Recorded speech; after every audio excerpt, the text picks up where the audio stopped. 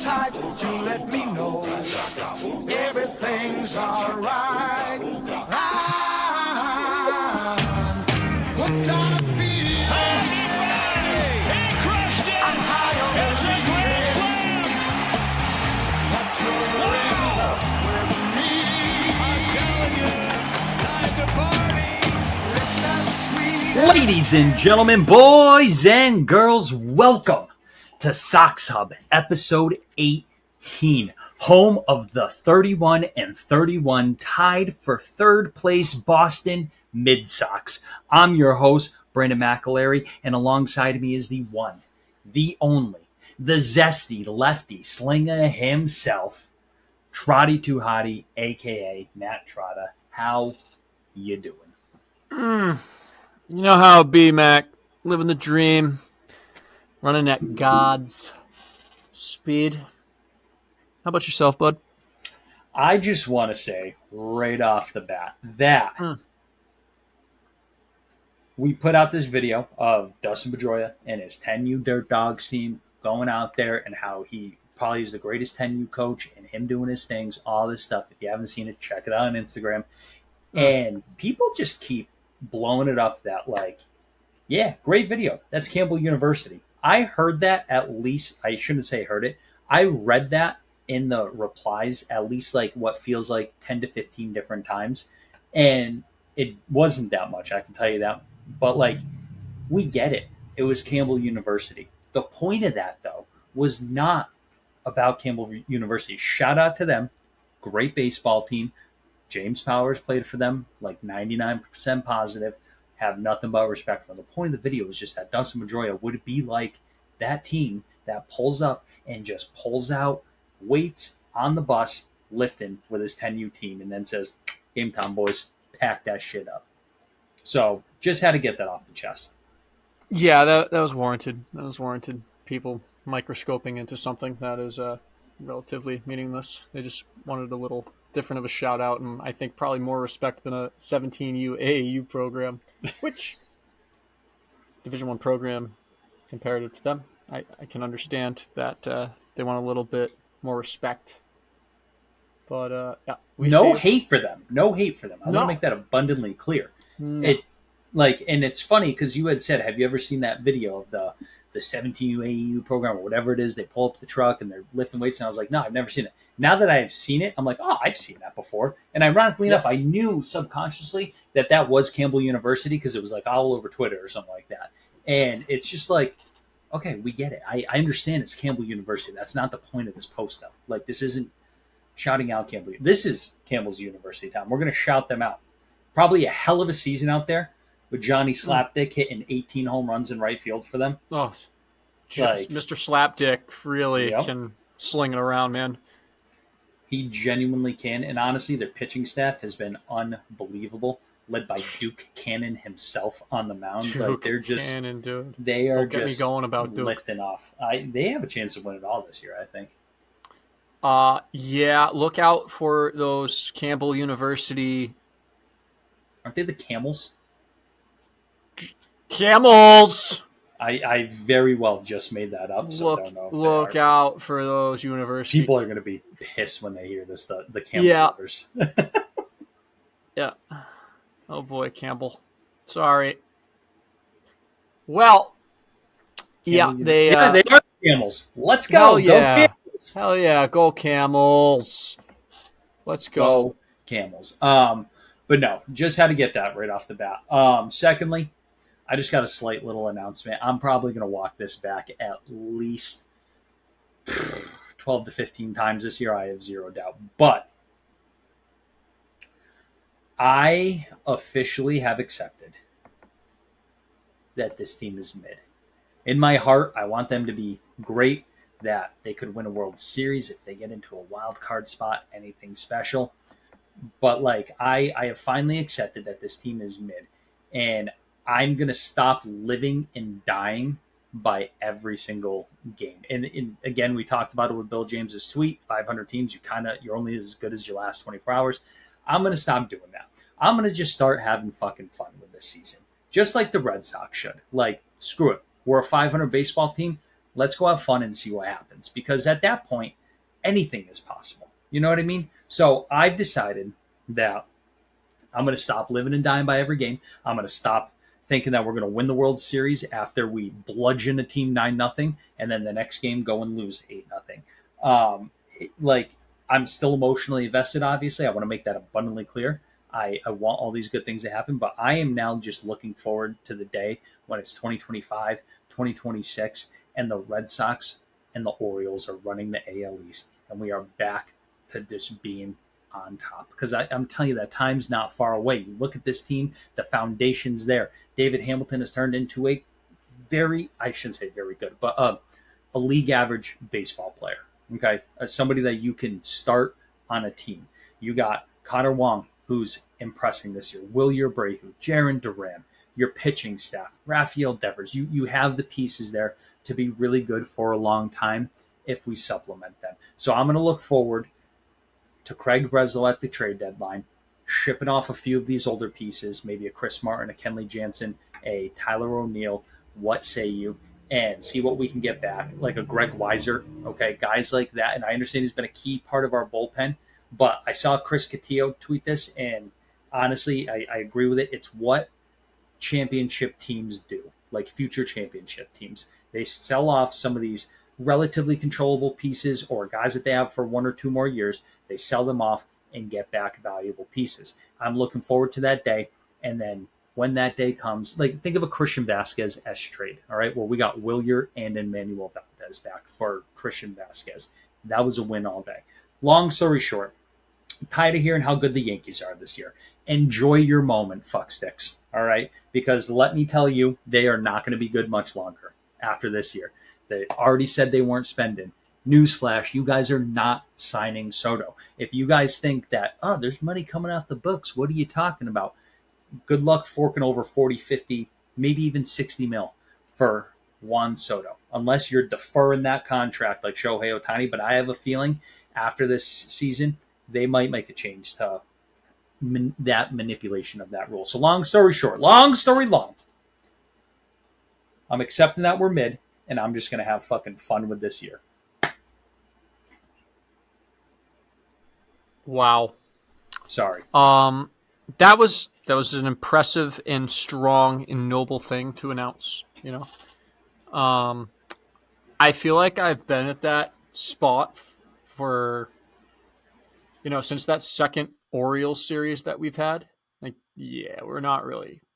We're not good. We're mid. Some days we're good, some days we're bad. And you know, it's not really great for the mental well-being to live and die by every win, live and die by every loss, you know. And it's kind of fitting to roll that statement into shouting out our man, the Silver Fox, Chris Martin, man. Our guy went on the 15-day IL for mental health reasons. He came out and told the Red Sox coaching staff that he's been dealing with a lot of mental health issues in relation to his anxiety, and he felt like it was impacting his performance out there, which would make a lot of sense based on how his year has gone so far when you look at the whole entire sample size. But with this presence out there and the presentation of himself, he hides the anxiety extremely well when he's on the mound.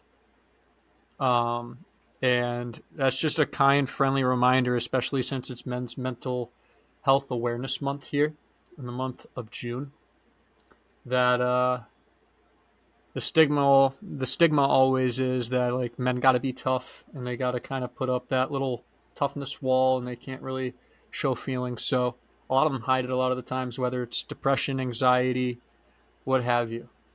Don't be afraid to check in on your friends, family, loved ones every now and then, especially the dudes out there. There's a lot of guys out there that tuck that shit under the rug, and quite frankly, it'd be a lot better for themselves and their mental spaces if they just spoke their mind a little bit more and talked it through, you know? I couldn't agree more. To be honest with you, it's like it's a hard subject to talk about sometimes. I feel like when it comes to especially men's mental mental health. For Just sure. because, again, like we're, it's always depicted like the men are supposed to be the strong ones, no tears. You're supposed to be able to deal with things and stuff. And especially, I think for me, not that it hits home, but it puts into like realization or just reality that you have a 37, 38-year-old reliever on the mound, one of the best in the game last year, has had a long big league career, and yet at 37, 38, he's still struggling with something like that. And I am never going to make uh, questions about or accusate not accusations. What's the word I'm looking for? Just like I'm never going to try to sit here and understand what's going on and try to tell you guys what I think's going on, because that's not fair and I don't care. And what I mean by that is he's going to go deal with his stuff as he should, and that is his issue. That is nobody else's. But to this point is just that, yeah, men's mental health. It's not easy, especially when you're playing on the biggest stage, man. Like you're not playing well. We looked at who was it? Trevor McGill? No, Trevor May last year or 2 years ago for the Oakland Athletics was out for like half the season, Yep. um, Eddie because of Rodriguez. anxiety and mental health issues, and it's a real thing. Um, Meadows, Austin Meadows, as Yep, well. Austin Meadows. Like, and I don't know if it directly portrays the performance on the field, stuff going on outside of the field, or if it's just the individual, because everything impacts somebody differently. And to your point, like check in on your friends. Like I have a couple buddies that I actually just recently today sent a couple texts like, "Hey, haven't talked to you in a while. Like, know you were going through some stuff. Like, how you been? Like," and then just talk to them for a quick 10, 15 minutes, check in on them, and then try to schedule plans or whatever it is. But no matter what, I've been a firm believer in this, and believe me, I know it's easier said than done. I've had my own struggles with going through some stuff. Um, I never got diagnosed with depression or anything like that, but I was also always way too afraid to go talk to a therapist, because the one time I did, I pretty much got told that my issues weren't, you know, you're good to come by once a month if you like, if that. And that kind of hurt me, because I was like, well, I kind of want to talk about this stuff. Like I have stuff I need to get off my chest that I think you could help me with, but it didn't seem to matter to this therapist at the time, or whoever, whatever they were. This was back in high school, and ever since then I had a Right. bad stigma with them. But I know nowadays it's a much different ballgame, and there's so many ways to access, or much easier ways to access help with mental health. And my whole point to all this is, I was always a firm believer that you got to pull yourself out of it. But I've realized now that that's a lot harder to do, especially as you get older. When you're a kid, your whole world around you is just your group of friends. What chick you gonna go try to kiss at a sixth grade dance or high school dance? You know what I mean? Getting drunk with your buddies, driving around, whatever. Not drinking and driving. Don't drink and drive underage. Don't even do it. Period. No. Not what I'm saying. But my whole point is, your whole little world, like you have this little tiny world. When you become an adult, there's real issues you got to deal with. And I feel like a lot of times, not a lot of like school, nothing doesn't really prepare you to deal with that shit. And so the boys at SoxHub are here for you. All right. That's all I want to say. Sorry, I went off on a tangent there. Just rambled on. But mental health, serious. Nothing wrong with it. Nothing wrong with that tangent, baby. And I feel bad for Chris Martin. And honestly, like, take as long as you need, as long as Yes, you sir. want. Like, this is shit that's way bigger than baseball. I can tell you that much. Amen. And I don't know if you want to talk about this. I'm gonna just say it, but like, shout out to the people, because I just saw it because you brought it to my attention, that defended Chris Martin on Twitter. There was a lot of people that were shitting on him for having anxiety and whatever issues that he's going through. Not cool, man. Like, I don't care. Yeah, who you fuck are. right off, dude. You kidding me? I saw some people like saying "holy soft" and stuff like that. There's a On couple Red Milliken's tweet. Sox. Yep, there was some. There's a couple Red Sox influencers out there on Twitter, largely greater than us, and likely we will ever be. But one can dream. Lady Red Sox shouted out, the men's mental health awareness month, and held down the fort with a lot of those comments, and was kind of the leader of the pack there, from what I saw outside of Tyler Milliken. So shout out to her for holding it down. She seems like a real one. She does. And actually, I'm pretty sure she either guests or does a podcast with 3 other women about the Red Sox. And Oh shout shit, out to that. Like, that's sick. I'm all for shouting out other podcasts here and stuff like Yeah, that. I don't absolutely. care. Why not? Like, We're all spread the friends love, here. share the love. Exactly. We all are here for a common goal. We love the freaking Red Sox. Like, as much as I Yeah, love dude. competing as the next guy or girl, like truly, like we're all here for the Red Sox. We all want to see them win. Like, I'm not here for, ooh, we said that first, or we did that first, or whatever it is. Like, I just want to talk about baseball and the Red Sox. That's it. So shout out to their That's all. podcast. I don't even know what it's called, but I'm pretty sure that they do one. No, that's sick. We'll have to look into that. That we certainly will. We might as well stay on the trend here of the negative train. But Willie Abreu jumps on the, I should say, more trips into the 10-day IL, going down the stairs at Fenway with a what was it, Rolls sprained that ankle ankle? right into it. Oh yeah. Yep, sprained ankle. Here's a good idea. You know, we talked about renovating the old ball yard last episode when talking about our minor league Babe Ruth, Bobby Dahlback, bringing Polar Park to Fenway. If you want to minimize cost and you're thinking that you're going to trade Bobby or you're going to have to send him down again, unfortunately, I don't see that right now with this stint that he's been up here. But here's a simpler route. Hey, grab a pen, John. Grab your spectacles so you can write English. Yep, there you go, buddy. No, your hand's shaking. Calm down. Okay. John, you ready? Renovate the stairs so that this doesn't happen again. Make them wider, make them longer. Have you ever looked at those little steps in Fenway Park? In the dugout? They look like they haven't been renovated since fucking Tom Yawkey was walking around the yard. I'm sure they haven't, but dude, can we figure that out, please? Because that shouldn't happen in a major league dugout. And if he slipped, that's a really easy solution. Either renovate it and make it a non-slippery surface with your renovation, or just buy anti-slip mats because they are wearing cleats and you can slip when you're not on natural earth. Here's a thought for you. All right. Yeah. How would you ever feel if, John decided all right, I'm gonna dump some money into Fenway and we're gonna renovate it, right? And so for a year, the Sox had to play at, say, Polar Park or something like that, while they completely renovated Fenway Park. And like they left the monster, like the foundation of it, the monster, the appealing shit that makes Fenway Fenway. Roots. The roots do, but hey, why don't we get rid of some of the wooden chairs? You know what I mean? Why don't we make the dugouts a little bit better? Right. Why don't we just update it so it's just a little bit newer? You know what I mean? Would you be okay playing a year down in Worcester to get that run? And again, I'm talking like a full renovation, just keeping the roots.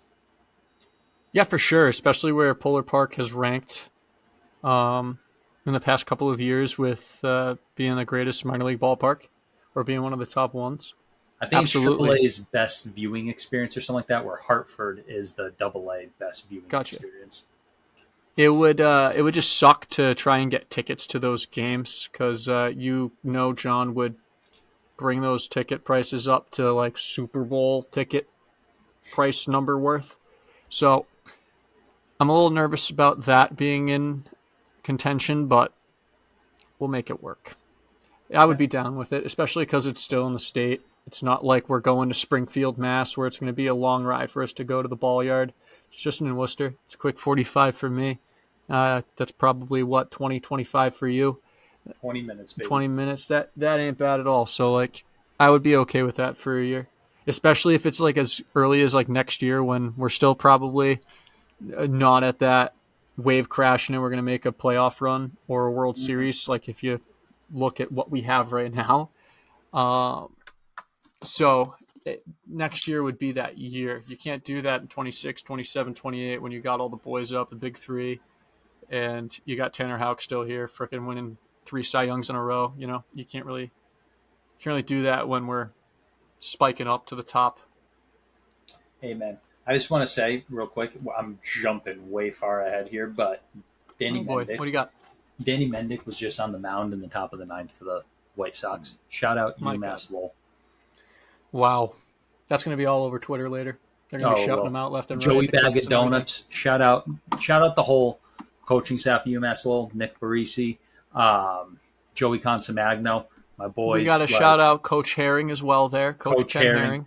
Coach Ken, former coach Yes. Ken Herring, like just absolute GOAT and whatnot. He was the one who coached Danny Mendick. Shout out to that program. I think they're going to do some special things the next couple of years. But Sir. UMass Lowell alum right there standing on the mound for the White Sox as a second baseman. Gotta love it, man. Shove it. Love it. So let's I guess actually, you know what? Since we're on the trail of injuries, let's just talk about a couple things real quick. Casas believes he's going to be back by July 1st. So that's a positive because we had talked about, potentially going on a run here. And I think July could be that time, especially if he comes back. Dude, sorry to cut you off, but did you see that interview that he took with that Nesson girl? What was her name again? The only reason I saw it is because you sent it to me, and especially considering last pod, we talked a lot about some boobies, and we did. It was Natalie Nori. Sorry, I'm looking it up right now. Yeah. Woo! Good Lord, I popped a ribski. Jesus. Ow. But yeah, Triston Casas interviewed. Right down at them. Yep. Oh, how are you? I can't even understand a word he's saying. No, I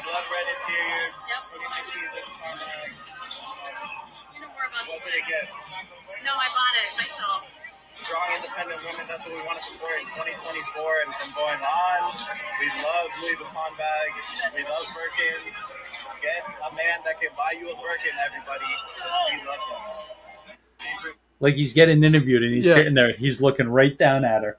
And this girl's borderline dumping him out. And she's got a Louis Vuitton bag. And he's just like, is that a Louis Vuitton GX60 or whatever it is, Louis Vuitton? She's like, yep. She's like, who bought that for you? She's like, I bought it for myself. Strong, independent woman. We need more of you. Triston Casas just played the ultimate chess game. Like, he was getting interviewed by Natalie, right? And he essentially just kind of like was having some fun with it. They obviously had some chemistry there through the interview, to the fact that she like pretty much let him take control of that whole entire interview there by doing that and letting himself kind of ride out and show a little bit more Triston Casas' true colors. Some personality. But, yes, Mr. Agent Smooth, man. That's like some impressive, like, suave shit, knowing like the specific year of a Louis Vuitton bag just based on like the interior and the colors of the leather. That is beyond impressive. And you already know he like had that in the tank. He like saw that pre-interview and he's like, oh, okay. I'm going to impress this girl. I already know where I'm going. I'm going to impress this girl, and I'm going to ask her, hey, what's your favorite piece of leather that you own? And I know that she's going to say her bag, because why else would she carry around a 2019 Louis Vuitton bag? And then I'll show her my IQ and intellect on the subject. And then later on, after the fact, here's the last Triston Casas chess play. Well, two more. Here's the second to last one. So we got this a check man, and goddamn checkmate. Yup. He asks, did someone get that for you? That's his chest plate. You taking or you single, Nat? You got a mace? Because if not, how you doing? And after he gathered that information, he was like, oh, she don't have a man. Oh, she's a strong, independent woman. Oh, we like that. We need more of those. That's the vibe for 2024. Hell yeah. That's like, oh, I vibe with that. He's vibing with Natalie's vibe, you know? He's feeling it. And then he takes it home, man, just with the last mic drop statement. Yeah, ladies, get yourself a man that can buy you a Louis Vuitton or a Birkin. Get yourself a man's. And he, like, go look at that. Eyebrows just fucking go up a little bit. Like, what's up? How you doing? That man went fishing, let me tell you. And he definitely caught the hook. He got a nibble and just set that hook right then and there. just absolute master play by Triston Casas. Master class performance by Triston Masterclass Casas. performance. It really is. Like you said, to know the bag and then to ask who got that for you, bought it yourself, you don't say. So you know what? I'm curious to see. This is going to be a story to follow right here to see. Is it going to be a Will Middlebrooks and who was that? Hazel May? No, Heidi Watney? No. Is it Jenny McCaffrey? Fuck, I forgot. Jenny Dell. Yeah, Jenny Dell. Thank you. So those two, and then Jason Varitek and Heidi Watney. Captain back in the day too. Oh, back in the day. I was like, he's made. Yes, back in the day. Yes, back in the day though. There was some allegations there when he was playing. Gotcha. Either that or if he was married at the time, it probably for wow, way to blow up the man's spot. But I remember one of those things, and I think that's one of the reasons why Heidi had to leave, similar to Jenny, because of the whole "how you doing" in the clubhouse and stuff. There's quite a few. I shouldn't say quite a few, but there's like notable women reporters that like have had that happen to them. What was the other popular one on ESPN? Erin Andrews or whatever. Like, didn't she sleep with? She dated a couple players. Yeah, she dated a couple players. Pretty sure. Yeah. Not where I saw this podcast going, but here we are talking about female reporters, little sex appeal players, little sex appeal, and not just from the boys. Nope. Just take your notepad out while you're watching that Triston Casas interview. If you don't get much loving in your world here, you struggle with the ladies a little bit, and he'll show you the way. That's for sure. And ladies, if you are listening, I want to make it abundantly clear. Trada and I are both spoken for. We're married. We both love our wives unconditionally. But guess what? We love our listeners just as much. So take that for what it's worth. Indeed. Enjoy it. All right. Let's jump into this here a little bit in the series. First off, jumping ahead but not jumping ahead. Just your average fucking 500 baseball team. 31 and 31. Let me tell you, shocker, did you man. expect anything else? Nope. No, I did not. We picked a split ski. We got a split ski. We were both right. I think next season we're actually going to have to keep track of these picks and see how accurate. Often who wins out. We can look back. We can listen back very quickly. Yeah, that would be pretty easy. I mean, we are only 18 episodes into this, so it's not. Yeah, that'd be a quick listen. And there was a couple that were easy. We called the Pittsburgh sweep. I'm pretty sure we said we were going to win 3-1 against the Guardians when we played them again after that. Yeah. Most of mine are easy. It's either a sweep or we won the series 2-1. But see, that's where my announcement comes into play. Of I'm not picking a sweep anymore unless I genuinely feel it tingling in my balls. Okay. Like that's going to be the only time I'm going to pick a sweep. And let me tell you, all right, that you're going to see some conservative series look aheads when it comes to the predictions here. You said 3-1 for. Excuse me, we haven't even gotten there yet. What am I talking about? No, but don't jump that far ahead. Before we even got into it, last pod we broke down the month look what ahead. we could potentially do with June, and I think we both said 3-1. Or did you say a split ski because you were low faithful? I forget what you said. I said split ski at 13 and 13. We're going to talk about the Braves series right now. Let me tell you, I got 0 notes on this game for good reason. Okay, Tuesday, I'm at work. I get a text from a near and dear buddy who's like, "Hey, you want to go to the Sox game with me tonight? I just got 4 tickets." And I was like, "Fuck yeah!" I'm at work. I drive 2 hours into Boston, even though I'm work in Framingham. It is not that far of a drive. I think it's 23 miles. Took me 2 hours to get in there. I had no idea where we were sitting, right? No idea where we were sitting. And we went with mine and yours near and dear friend, Riley McGee. Shout out to you. Shalom! I went with him, and I know you couldn't go because you had a playoff game there, but I go with him. And we get to the place, and so we walk in. We know we're behind home plate somewhere, don't know the general area of where. And so we asked the ticket attendant, like, can you help us find these seats? He goes, oh, yes, follow me this way. Brings me over to a glass French door, opens it up. He goes, when you go see Tom in here to show him his tickets, show him your tickets, and he's going to lead you up an escalator. And then you're going to go up another escalator, and then a third escalator. And I was like, okay. So I walk into this gorgeous room that, like, you don't feel like you're in Fenway Park. Like, this is what I'm talking about. You're in fucking heaven. Fenway Park. Yeah. Like, it's like, oh, as the doors open. Tom, are you God? Tom was the gatekeeper. I'm telling you, there's a front desk right there, like a. So he's God's receptionist. That's exactly what this man is, and he might be just as old as him. He was about 90 years old, and Tom sits there, and I'm like, Tom, here's our tickets, and he's like, all right, you boys are good to go. Just you're gonna go up this escalator, the next one, and then the third one. So we go up the first escalator. You got all these things on the wall, like just history of the Red Sox and everything like that. Game jerseys and pictures and all this stuff. You're going up this escalator, nice escalator too. You get to the second floor. There's another guy sitting there, and he's like, let me see your tickets. Yep, you guys are good. Stamps your hand, right, with a black light stamp. So I was like, sir, there's no stamp on my hand. And he shines the black light on it, and it says AP. And I'm like, AP? AP?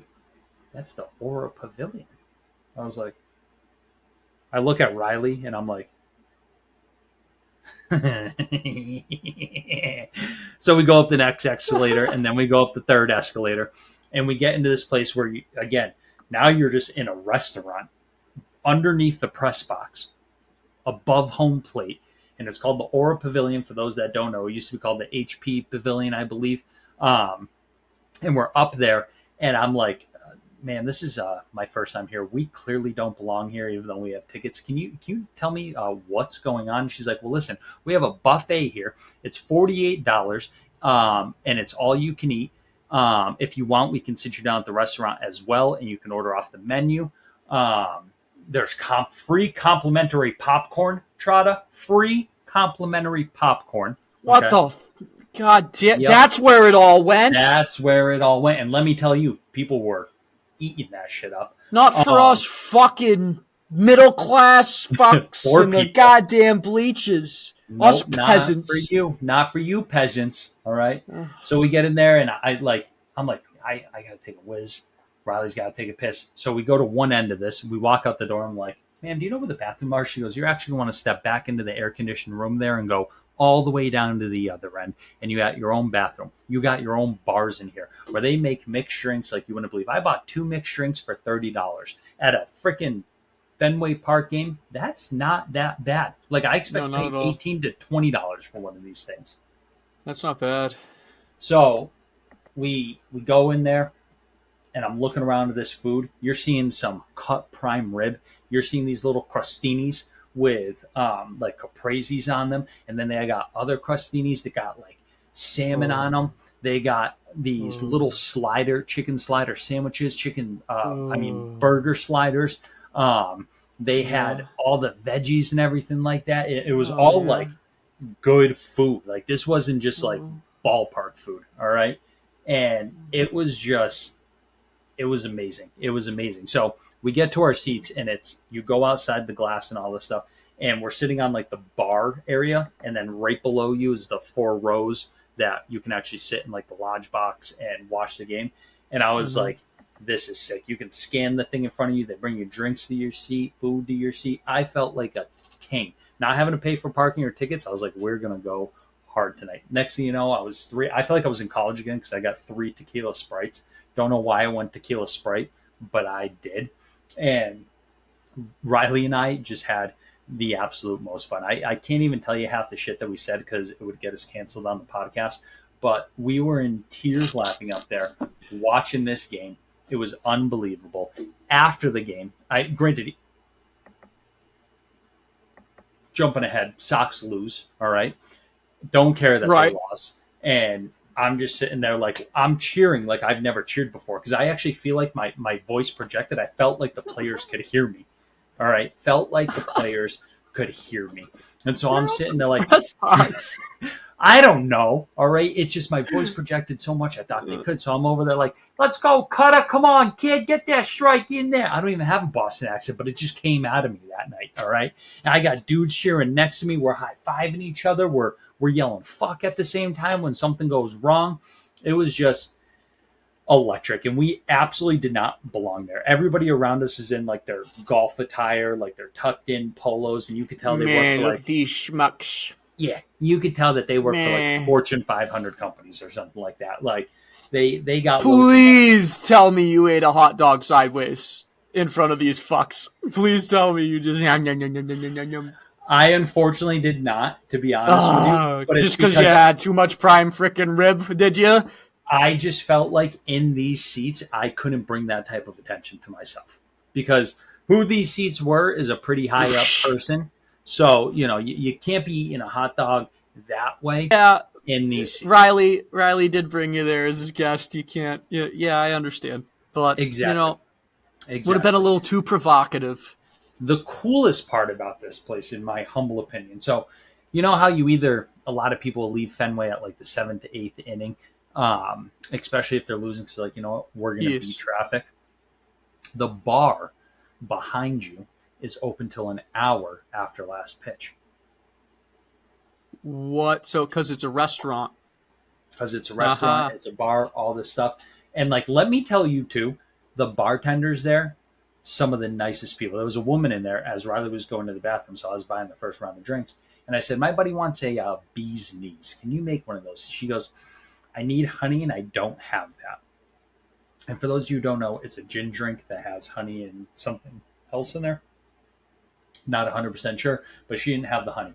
And I go, well, can you make my buddy a gin drink? Or I was like, can you make my friend? He goes, guy or girl? I go, guy. And she kind of looked at me, and then she's like thinking, and she goes, I got just the drink. She starts whipping up this drink, and it's like elderflower, gin, and then pineapple juice. And like elderflower juice or something like that. Elderberry, something along those lines. And Riley takes a sip of this thing, and like you would have thought that like Jesus Christ himself just sucked him off. He was in freaking heaven. And so he had another couple of those. I don't even know. I'm pretty sure that when Riley went up to order this drink again, he's like, can I get that gin drink that she made? And the guy was like, I have no idea what she made. Can you explain what's in there? He's like, I'm pretty sure there was some gin, some elderflower, and some pineapple juice. And he's like, I can probably whip something up for you.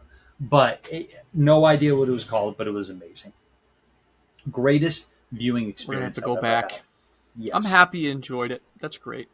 I'm happy for you guys. But then after the game, this is where things got funny. So, we missed the first like half inning because we were supposed to get there at 6:30, but of course it took us up Jersey Street because Riley is like, I swear to God, he goes, the free parking is on 4 Jersey Street. I go, Riley, that is the address to Fenway Park.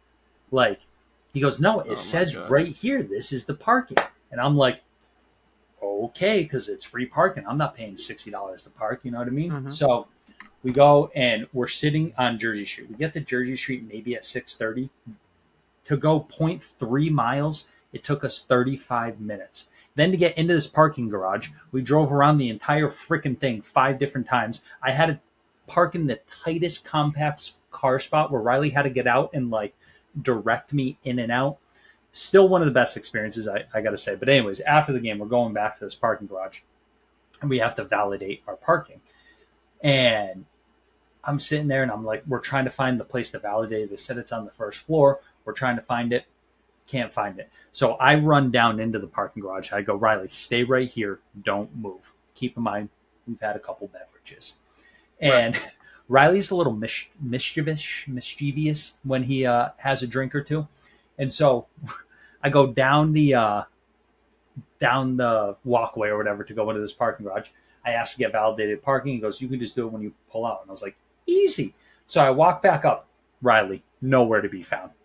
Nowhere to be found. And I'm like looking around. I'm like, I was gone like two minutes, not even. Where the hell could this kid have gone? So now I'm like, I feel like I'm like, that's it. I'm going to have to find this kid in Boston by myself. So I call him and I go, where are you? He goes, look to your right. And I'm like, I'm like looking to my first I'm looking at Wahlburgers, and then I look to my right. He goes, keep looking right, and I'm looking right, and he goes, keep looking right, and I look right. There's nothing there, nothing, and all of a sudden he just goes, I'm a bush, and I go, what? And so I'm like looking for all the bushes around me, and I don't see jack shit, and he just goes, I'm a bush. And I'm like, what bush? Like, I'm looking around, like, I'm like swatting into trees and stuff like that, seeing if he climbed one of the little mini ones. All of a sudden, this motherfucker pops out like a half mile away out of a bush, and he just goes, I'm a bush! And he just starts, like, running towards me. I was in freaking tears. Jesus Christ, dude. Anyways, it was easily the best viewing experience and one of the best times I've ever had at Fenway. Don't get me wrong. I love my wife. I go to Fenway with her a lot. She's usually asleep by the 7th and 8th inning. With Riley, it was just just an electric factory. Just an electric factory. I'm shocked we didn't get kicked out of the Aura Club or whatever it is, because the shit that was coming out of our mouths. Whew. You missed a good one. Oh, I'm sure. It's all right. It was worth it. I missed it due to a high school playoff game. It was rather warranted. Yeah. Oh, it 100% was. Not saying that it wasn't. Yeah. I'm not blaming you for not being there. Don't put me in the clink. The three of us would have had an absolute blast. We'll have to go another point this year. We won't, unfortunately, be able to go Aura Club again. But, just know, though, if Riley ever texts you and says, hey, you want to go to the Red Sox game? I just got 4 free tickets. You say yes immediately. Anyways, so Without a game doubt. 1. I went to this. I don't have notes from this because I was actually enjoying the presence of my friend and the game and the experience around me instead of trying to be on my phone the entire time. But game 61 of the year, 8-3 loss. Red Sox dropped to 30-31. Some quick notes before I talk about some mental stuff that I had. Cutter Crawford, 6 innings pitched, 5 hits, 6 runs, 4 earned, 2 walks, 5 Ks with a home run through 87 pitches, 61 strikes. ERA is now up to 3.51. Robin Hood came in, a.k.a. Chase Anderson, 3 innings pitched, 3 hits, 2 runs, 1 K, 1 home run. Again, just kind of does what you expect out of him. Max Fried, on the other hand, this was a lot of fun to watch, even being an opposing fan against him. You know what I'm trying to say. 7 innings pitched, 4 hits, 3 runs, 2 earned, 13 Ks, 1 walk, and 1 home run. And Trotta, do you know who hit that home run? Who hit it? It was no other than the guy that I have an on-off love-hate relationship with, Dom Smith. And let me tell you, all right, that is 2 games I've been at where he's hit his only 2 home runs of this season. Coincidence? I think not. I think not. I think I'm his good luck charm. He strikes me as a good vibes guy in that clubhouse and dugout, man. Did you see the getup that they were wearing for their little road trip here to the old Chicago White Sox? Mm-hmm. They were rocking all the Celtic shit. Like the picture that came out of Dom Smith there was he even wearing a Celtics shirt? It looked like a track jacket with like yellow stripes on the side with the green, with mainly green. No. My wife said the font look was like old English in yellow. You couldn't even read it. He had a weird like a facial expression. He looked like a goober, man, like a straight fun vibe sort of cat in that dugout and in that clubhouse. Can you see this? Yes. That outfit right there. Oh, yeah. Like, he looks like the uncle at the goddamn barbecue on July 4th that just got there. He's carrying all of his wife and kids' shit. He's going to drop it down, immediately go to the frickin' fridge, grab himself probably 3 beers, go right to the grill, cook everything up, and then roast all those kids after he drinks 3 to 6 more beverages in wiffle ball. You know what? Honestly, you might have just sold me on Dom Smith for the rest of the season, and at least maybe until Triston gets back. But like, again, on-off love-hate relationship with this man, and then to see that and hear your explanation, I just so pictured Dom working that grill, and then just like he's the type that's like going to play wiffle ball against his kids and just hits a. He's the Funcle, man. Yeah, he's the Funcle. I'm back in on him. And isn't he on the older edge? So he's the Funcle of the Red Sox. He's the fun uncle of the boys right now. Or he just looks like he's that much older. I'm pretty sure he's like only 28, 29, maybe 30 at most. That's still fucking old for this team, dude. I guess that's a very valid point. That he's probably one of the more senior members on this team. However, I did see he was born in 95. He's my age, dude. Holy shit. Yeah, so he's 29. His birthday's on the 15th. So happy early birthday, Dom Smith, June 15th, 1995. Hey, happy birthday. Should I do a little birthday dance for him? How you doing? Now, we'll save that for his actual birthday. Yeah, we'll save that for the 15th. But Catillo tweets out, Red Sox players are traveling to Chicago wearing Celtics gear. Kenley, a diehard Lakers fan, is a conscientious objector and expressed dismay that Brennan Bernardino, also a born and bred Lakers fan, is wearing a Pierce jersey.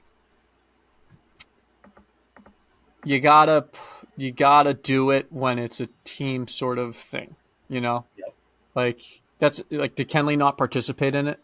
No, but you know what though? Like he did not. But I respect that though, being a diehard but this is the one time you'll probably hear me actually like really defend Kenley, but like being that one guy that's like, nah, the Celtics sucks, guys. Like I understand you play for Boston and stuff like that. This guy couldn't scream, get me the fuck out of here louder, but still.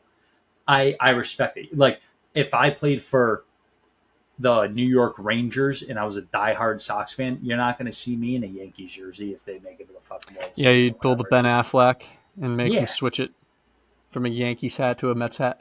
Exactly. Something exactly opposite of that. Anyway, some notes from this game. So Dom Smith hits a home run. I was there. I'm his good luck charm. He should probably rub my head before every at bat. Jesse Chavez came into this game. What head? Sorry. I'll let him decide. What's it called? Jesse Chavez pitches in this game. Okay, I'm going to bounce all around because, again, I don't have notes. It's just what I noticed and expressed. Why is he only good with the Braves? And I meant to look this stat up tonight and then got distracted by my wife. Like, why is he only good with the Braves? He has a 1.42 ERA this year, and he's like 48 years old, and he throws 85. That's a very interesting thing to look into there with his career splits of, like, you know, his career with the Braves in comparison to the other teams that he's played on, considering how long he was in the league. I'm on Baseball Ref right now /StatHead, okay, because it splits it up. So he has thrown 182 and 2/3 innings for the Atlanta Braves, 5 seasons. Okay, he has 21 total years in the league. Jesus. All right, 12 in the AL, 9 in the NL. So he has just over almost 1,100 innings. He's just under that. All right, in 182 and 2/3 innings with the Atlanta Braves, he's only given up 16 home runs. Jesus. He has 182 strikeouts, so one an inning just about outside of that 182 and 2/3. And then he has a 2.86 ERA. All right. With the Braves that is or career? The Braves. Career, okay. Oh my God, dude. Career-wise, it is a 4.24. All right. Outside of his time with the Atlanta Braves, he played in 35 games for the Chicago Cubs. So 2 seasons with them, and he had a 1.81 ERA out of the bullpen. In those 35 games, 44 and 2/3 innings pitched. Hold on, real quick. Are you sure about that? Because I'm pretty sure he played for the Braves last year. For the White Sox, sucked. Braves picked him up off waivers or traded for him, and then just went off and did his normal thing with the Braves. I don't think that the White Sox had him at the major league level because his picture is him in a White Sox uni, but there's no stats recorded on the major league statistics for standard pitching on Baseball Reference for the Chicago White Sox here. Gotcha. It's not a team listed. So that's showing me that he didn't make it to the majors because they're not showing the stats there necessarily. I can click show minors right now, and it says 2023, he was in AAA with Atlanta. 22, 23, 24 Atlanta, 22 Angels, 22 Chicago. So he got traded from Chicago to the Angels in Maybe 2022. that's what it actually was. It was 2022. He was with those two teams. Didn't stunk, was not great, and then got picked up by the Braves and just So went that off year of them. in 2022 was very short-lived. He had 5 2/3 innings pitched for Chicago, the Cubs, and he had a 6.35 ERA. The other time that he played for them, he had a 1.15 ERA in 2018, so they tried to bring him back and have a little bit of that Jesse Chavez magic. But it unfortunately didn't work the second time out. Yeah, because now that I'm looking at his career, so he played for Atlanta and KC in 2010, then had some time off, goes to Atlanta in 2021, has a 2.14 ERA and 33 innings pitch, then signs with the Cubs, I'm pretty sure, and it wasn't a huge, massive deal, but it was a decent deal for a 38-year-old relief pitcher, and ended up stinking, Yeah. and then gets picked up by Atlanta again. So he was with Atlanta, goes to the Cubs, gets picked up by Atlanta again, and just shoves. I don't know if this is a guy that just throws how I would describe throws below the Mendoza line. You know what I mean? Throws just one of those things where ball moves, he locates He's like your junk ball get out guy. yeah, and it works. Watch this. The Sox are going to try to sign him next year, like a Chris Martinez thing. He's gonna be terrible. He's gonna have a 6 ERA. Yep. Anyway, so that was one of my thoughts. Was just why is this guy only good with the freaking Braves? Some other That's notes. the only team that he's played for that he has a winning record, win-loss wise as well. Just Well, he's one only last played for Jesse them when they're- Chavez nugget. I was gonna say he's only been with them when they're good, anyways. He was 17 and 27 in his career with the Oakland A's with a 3.98 ERA. That is such an Oakland A's pitcher, like Jesse Chavez. And I'm sure Oh, DB beyond probably belief. has some really great things to say about him. I have Yeah. zero doubt. Outside of A-Rod, I've never heard him say a bad thing about anybody. But yeah, just good with the Braves. Good with the Yeah, Braves. that's it. But yeah, Um, if you didn't think you needed a Jesse Chavez breakdown, You just got one. you just got one, and man, you can't find that probably anywhere else. I doubt the Braves Braves pods even talk about this motherfucker. Just getting down to the nitty gritties. Just getting down to the nitty gritties in that trench right there. So I know I just said that, Dom Smith, I love you. I'm back on the train. Keep in mind, this thought was before this conversation had happened. I had texted you during this game and said, get Dom Smith off this team now. He made an error in the first inning that ended up costing Cutter a couple of those runs. Yep. And then immediately, I think it was the next inning, hits a home run. And I texted you, disregard previous text. Yes, you did. That made me laugh despite a tough day on the ball yard. It was. Devers 1 for 4 with a run, and then Bob comes up. Right, Bob's starting on the mound. We got a lefty on there, and of course, tough lefty. But Bob ends up getting a bloop single down the right field line to score 2 runs. And when I tell you, I was the only one going bananas in this Aura Pavillion club. I was like, Bobby Dahlbeck, and I'm just sitting there, I'm clapping, I'm screaming let's go, Bob! Screaming for this man because he just got a bloop single. And then, funny thing too, there was at one point in the game I'm rubbing Riley's back. I'm like, I feel it because he's up against Fried. It's a little bit later in the game. I go, he's gonna hit a fucking home run here, and the boys are gonna get right back in this. I go, I feel it. Next Can I pitch. guess what he did? Go ahead. Did he punch out? Oh, he punched right the fuck out. He punched that Damn. ticket, walked right back to the box, and Riley goes, he's going to hit a home run, huh? And I was like, go fuck yourself. I wish I was wrong. It was that moment. I was like, this is it. I'm at the game. I'm sitting in the Aura Pavillion Club. I did it to thingamabobber. Dom twice. I can do it to Dom's- Bob. That's what I'm saying. I'm trying to manifest this for Bob. It felt right. It felt like the moment. But nope, ends up Much ends to our up punching dismay. his ticket. He was 2 of those 13 strikeouts. But he can strike out 1-2 times a game, like he did that night. He struck out twice, if I recall correctly. If he's being productive in that one at bat that he's not punching out, Like if you go 1 for 4 with 3 strikeouts, but that one at bat, you're bringing in an RBI on like a single or a double, or even hitting a Bob bomb. Like, come on, man. Like I'll take that all day as long as you're productive when you're not striking out. Please, like. I was also shocked to see too. I'm pretty sure starting in right field that game. I like that a Man's lot. An athlete. I'm really looking forward to the whole Bobby Dahlback in the outfield project. It kind of sucks right now this year. Shout out another pod human being like Jared Carabas. He gave him the advice of that, like back in 2021. He's mentioned on Section 10 a couple of times. And Bob never kind of took it. Like you had back in the day, you had Triston Casas on the come up. You had Rafi at third, who was our DH at the time back in 2021.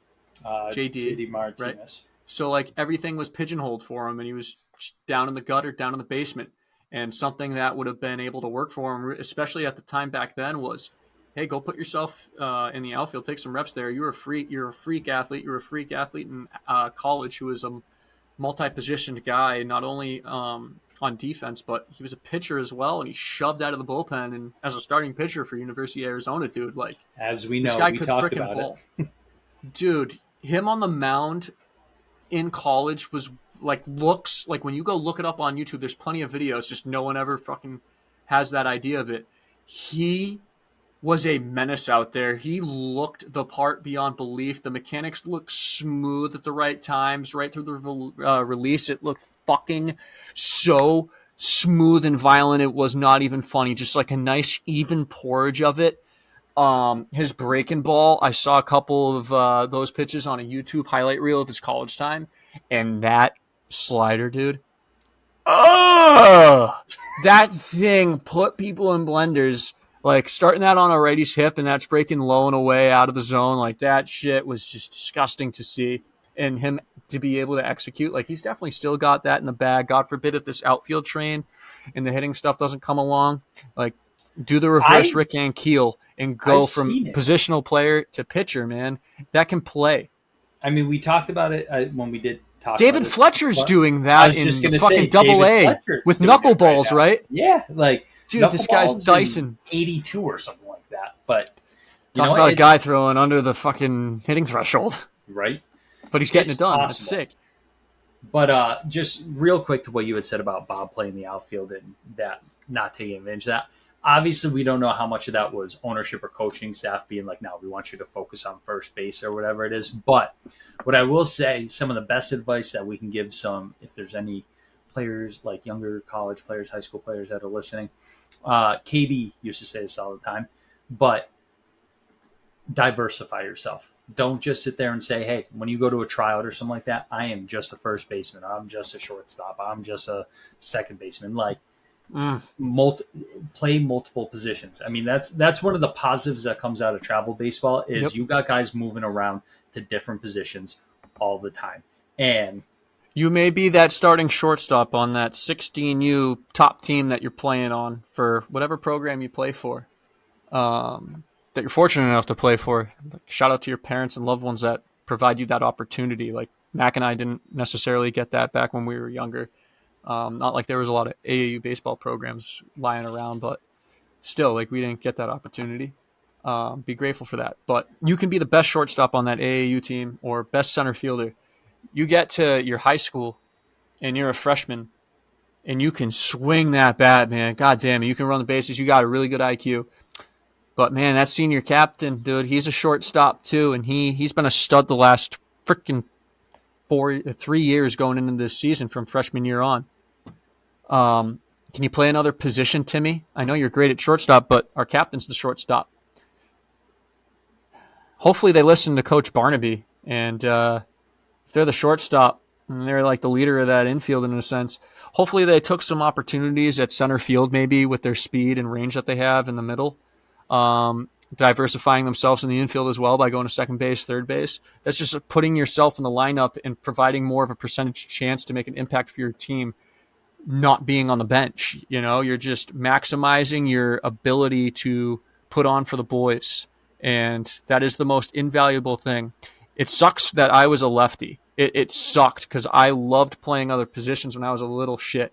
I caught until I was at freshman baseball tryouts. The You're freshman, still catching. yeah, I still am. This is my time right now. This is my glory. But I was a good catcher, but I'm a lefty, so like they told me right at freshman tryouts, like, no, go on the outfield, go to left field, go to right field, buy a first baseman's mitt. I was like, fuck, fine. I played a little bit of second base for a whole year on the Big Diamond and in like a summer league team for Westford because there was no second baseman on the team. And I was like, okay. And like, I was handling it perfectly fine.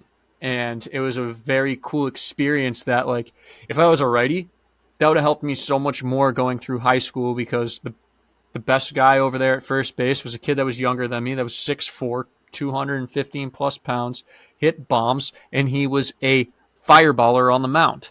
So like, skinny ass Trotta's not going to start over that. Let's be fucking real.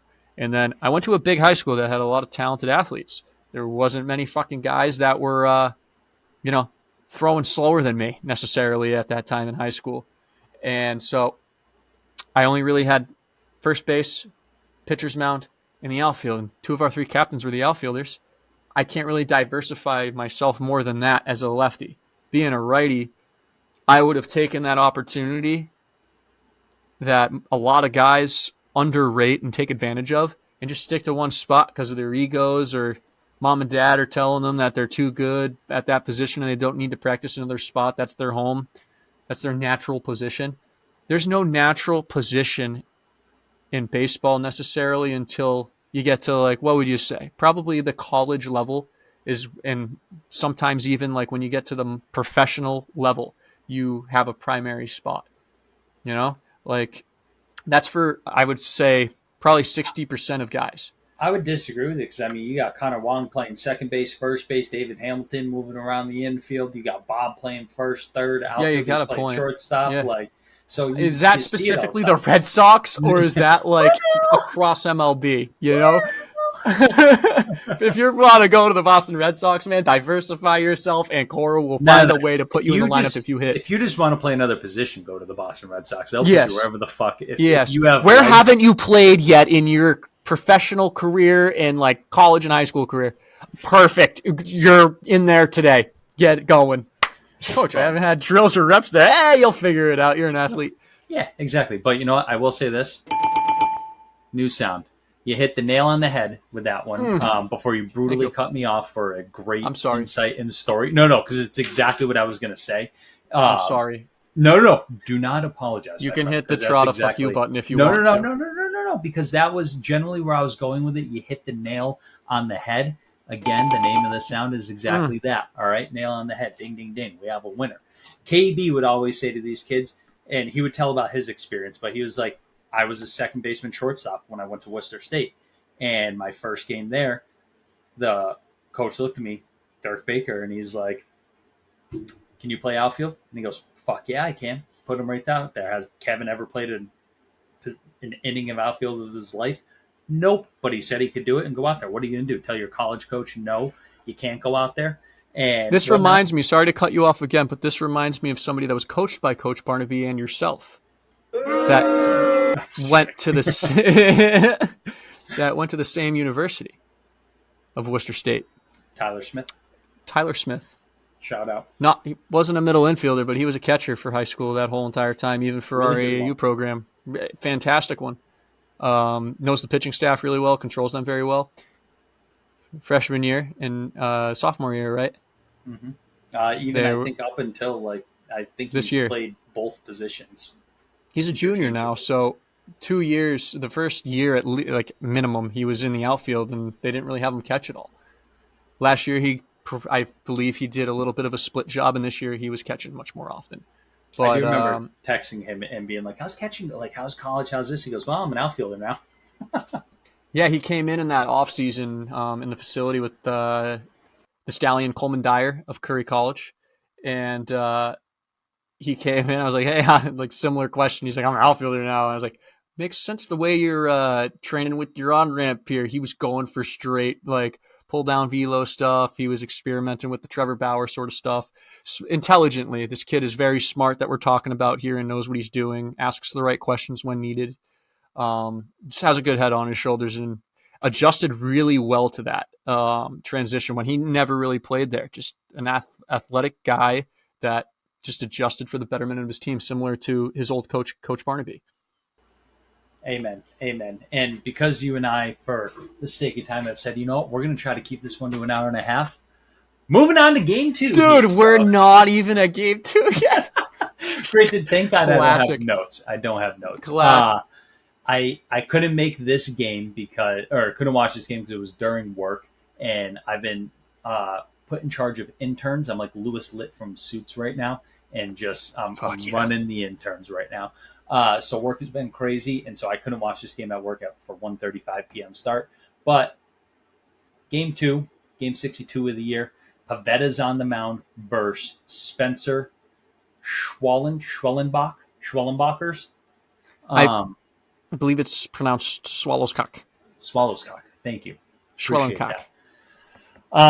This was just an absolute tirade. I mean, I kept getting the notifications on my phone, and like I'm sitting there working with this individual, and I'm looking at my phone, and I'm like, it was like our new sound. Like I gotta just sit there and like put it off like ding ding ding every 5 seconds.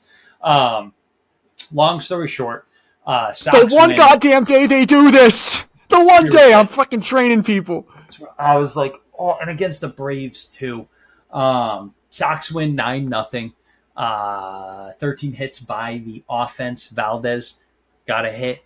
Hamilton got a hit. His was double. Duran, Rob, Devers, O'Neill, and Dom all had 2 hits. Devers hit 2 homers, 13 on the year.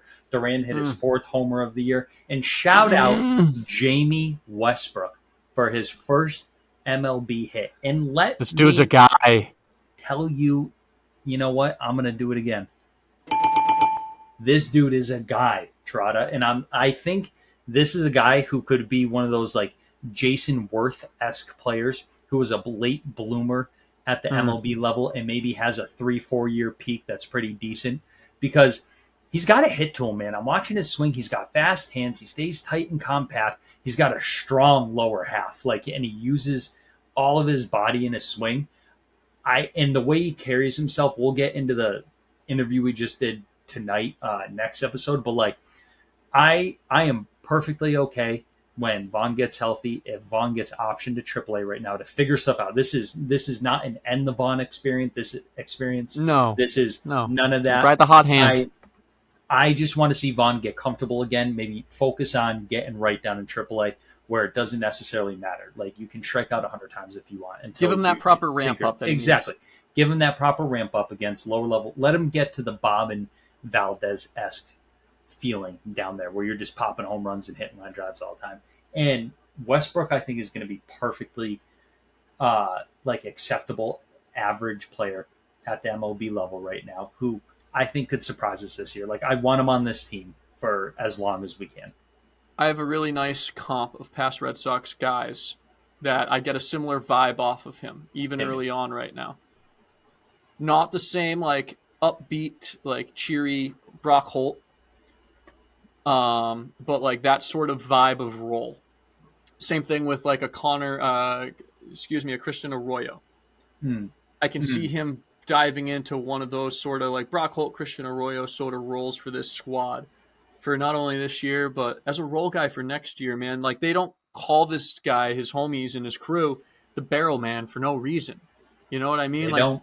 If you are nicknamed the barrel man and you're a major league baseball player, there's a reason. There's a freaking reason for it. And dude. I will say this. So game 1, being at that rewinding to game 1, every time he was up, I was like, let's go barrel man, cheering him on. I got people looking at me like, barrel man? What the hell are you calling this dude? And I was like, if you know, you know. They ain't real fans, man. I'm okay with this guy being on the team until he's not, whether that's in 10 games, 20 games, or 200 games. I would love to see him for a while here. I like him a lot. Same. So I just want to give not some credit. I don't want to take credit for this because I'm not that type of guy. But last pod, when we had predicted the Atlanta Braves series, you had said Cutter was going to come back strong. He was going to have a fuck you game. Pavetta's been touched up by the Braves. That's the one that we lose. And I said, Trotta, Wrongo. All right. That is going to be flipped. We're going to dive into Max Crystal Ball here a little bit. And Pavetta is going to go 7 innings pitched, I said. Pavetta is going to allow maybe 2 to 3 runs at most, or 1 to 3 runs. That's what I said, 1 to 3 runs. I had to go, but what was the key there at the end? Do you remember how many strikeouts I guessed? You said 9. I said 9 strikeouts, motherfucker. And what does this absolute god of a man do? That was aggressive. But what does this energetic, just fucking beast do? He goes 7 innings pitched, 1 hit, 9 Ks, 2 walks. Held his father, Marcelo Ozuna, hitless as well. Goddamn right he did. I really wish. It's probably a good thing I didn't watch this because I guarantee it would have gone the opposite way if I watched this game. But let me tell you, Max Crystal Ball was feeling a little something tingling in the balls. I would hope so, all over them. Hopefully you gave him a good washing afterwards. Hold on. What the fuck did you just say? I would hope so all over them? Yeah, like wash them all over them. All over that ball. I would hope Balls. so. Oh, okay, I get it. Like that sentence conjunction there. Construction just did not sound right. The conjugation. Conjunction, junction. Conjunction function. What's your function? Actually, I don't know if we can quote that because I'm pretty sure that was a very racial, childhood thing. Oh, we can't talk about that in 2024 now? I don't, it was, bad, though. We used to use that even at, freshman year of high school, dude. I'm pretty sure it's only, 20 minutes long. If you go self-medicate yourself later, go watch it, and then you're going to text me and be like, yeah, we might cut that from the pod. We might. We very well could. We'll see how we're feeling around midnight. Quick shout out to Nick Pavetta here. Now that you mentioned him and oh, you want to shout him out? Yeah. No, you get the first dibs on this one. Go ahead. Congrats to you for being on the nail. You know what I mean? Holy shit. You were on fucking point with that. That's 2 straight starts now where he's gone 6+ innings with 9+ strikeouts. Hey now. But in the past year, dating back from June 6th, 2023 to June 5th, 2024, shout out to @SoxNotes on Twitter /X. JP Long is his name. He came out with this tweet that I'm pretty much quoting here. 16 starts, 32 games. Okay. Other half of that was out of the pen. 3.22 ERA, a sub-1 whip at a .95, a 187 batting average, a 34.1% K percentage, 134 innings pitched, 178 strikeouts, 37 walks, 90 hits. That's pretty good. That is very above average professional pitching right there, sir. I was going to pose a question for you, but I think that would take us down a rabbit hole where next we're looking at this thing. I would hope we re-sign him if that was your question instead of letting him walk. But I'm just nervous that letting he's going him to ask walk for a little wasn't too much where money. I was going. I was going more this year in a couple months. Trade him while he's hot. I would. But I don't know if we get a want to go solid return. Okay. No, we don't have to That's go all down I'm there, looking but for. I think we would get a good return right now, especially if you package a Weissert with him, or I hate to say it, but I've seen it in some tweets. I've seen it in some articles. The name Brennan Bernardino, man. If you combo those two specifically together, I don't want to trade Brennan. No, never. He's a Red Sox guy, heart and soul, whole 9 yards with it, dude. He bleeds this shit. But those two packaged together with how well they're doing by the larger side of the sample side here, man, though that would bring us back some severe high ceiling guys, like one guy, 2 guys there that can fit right in the echelon of those big 3. I'd have big to 3 that we imagine got coming up. that Atlanta would maybe be interested in something like that. You're getting a starter and then a Seattle, good lefty relieval. Seattle's issues more with their offense than it is their pitching. Yeah, you got a point. But I could picture maybe a KC with Walker struggling and stuff like that. Maybe going to get like a Gavin Cross-S player and, somebody else mixed in there. You never know. Maybe Michael Massey. Garcia. I wouldn't mind Massey, but he's a left-handed bat, and I feel like we have enough of them. But if you want to platoon him at second base. Either way, we're not going to go down that and think about this right now. It was just we did a little bit, but we did a little bit. We scratched the old surface right there. We tickled the old. How do you do? How do you do? Swallows cock goes 4.2 innings pitched, 7 hits, 6 runs, 2 walks, 4 Ks, 1 home run. This guy stinks. I actually meant to say this last pod, and it was going to be aggressive, but I was going to be like, let's see who swallows whose cock. And I'm telling you right now, he swallowed that entire game. Oh, deep throated it. But our series prediction was right. They just went right down the middle. Granted, it's not a season split, but it was a series split. And just like that, the Sox are at 31-31. It's just battling right now. Hell yeah, baby. Oh, make it rain. However, if they keep this pace, they're on pace to win 81 baseball games. And I took the over at 79.5 win. So, praying for that. Just hope at the trade deadline. Yep, but that, they don't sell the whole squad. my friend, brings us to the series, the SoxHub series look ahead. Ladies and gentlemen, we're recording. Well, we started our recording during the middle of game 1 here.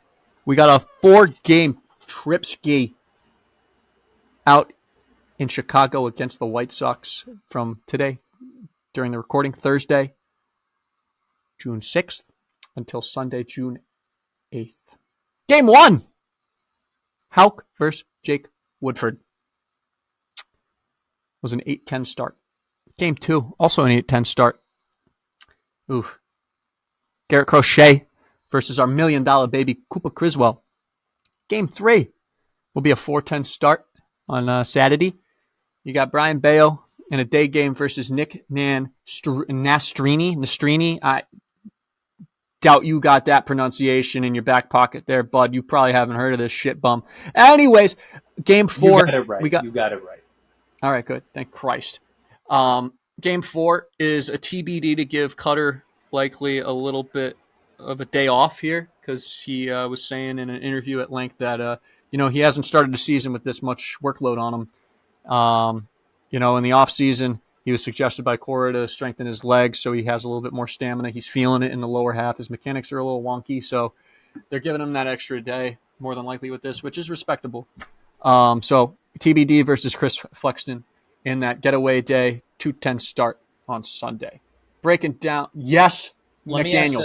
This is going to be more of a thing because it's going to tie right into what you're about to talk about. But I saw this tweet from Ballpark Buzz on Twitter. Great Red Sox guy to follow if you're on Twitter. It seems to be mostly positive. But anyways, he had tweeted, Houck is only 28 innings away from his career high in the MLB of 106. His career high in minors was 119. And we are only 2 months into the season. Well, going on month 3. That was mainly from injuries, though. When you're at the professional level here, he kind of had some tough luck when he was a starter last year with that comebacker that took him out for the majority. 100%. But you still got to worry about that. I'm a little nervous, but not for today. Game 1, we said it was Tanner Houck versus Jake Woodford. In 2024, Tanner Houck is 5-5 with a 1.85 ERA, 0.96 WHIP, 78 Ks, 75 Ks, and 78 innings. The last 3 outings, he's 2-0 with a 0.9 ERA, 0.85 WHIP, only 2 earned, 18 Ks in those 20 innings. He hasn't given a home run in 9 straight starts. Last one given up was April 12th versus LA Angels, which was his worst outing, not arguably, outright of the year with 12 hits and 4 earned. This shit fuck Jake Woodford in 2024 is 0-1. He only has 1 start, and it was against the Toronto Blue Jays on May 28th, so last start. 6.23 ERA in 4 1/3 innings, 1.62 WHIP, 4 Ks. Not concerned. Game 2. We got Cooper, $1 million baby Criswell, rocking a 3-2 record, 3.92 ERA on the year, 1.19 WHIP. Last time out against Detroit, 5 innings, 1 earned, 5 Ks, 1 walk, 4 hits. Hasn't given up a home run in 3 straight starts. Garrett Crochet, 5-5 record, 3.49 ERA, 0.93 WHIP, 69 and 2/3 innings pitched, 93 Ks. Garrett Crochet last 3 outings, 1-1 record, 1.5 ERA, 0.72 WHIP, 18 innings pitched, 3 earned, 3 walks, 23 strikeouts, 10 hits, 1 home run. Has gone 6 innings pitched in 5 of the last 6 outings. Last time out was the highest pitch count on the season with 103. They usually keep him in the 80 to 95 range. Has gone over 95 pitches 2 times this year in 13 starts, over 90-plus pitches in 5 of 3 starts. I'm marking that. I got to take a shit. I almost shit my pants.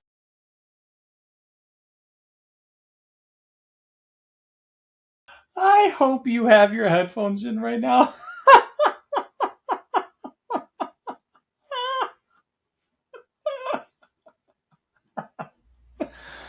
Oh my god, that's fucking awesome. Holy shit balls. Game 3 of this series is a 4-10 start. I'm sorry. We got Brian Bayo versus Nick Nastrini. Brian Bayo in 2024 has a 6-2 record.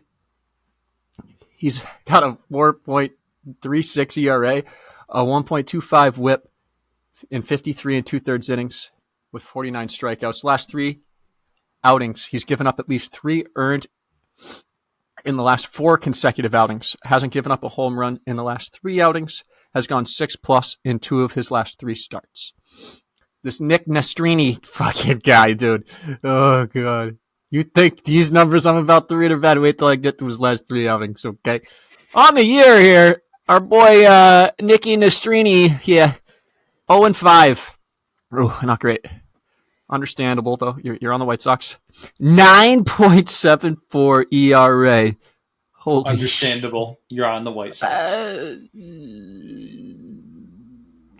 Yeah, I'd be interested as what his FIP is, if it's a lot on him or if he's running into tough luck. Oh, my whole point is just that they don't. But just wait. Players. Oh, just wait.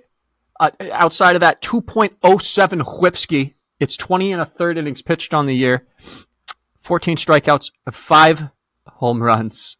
That's good. In his last 3 outings, he's 0-3.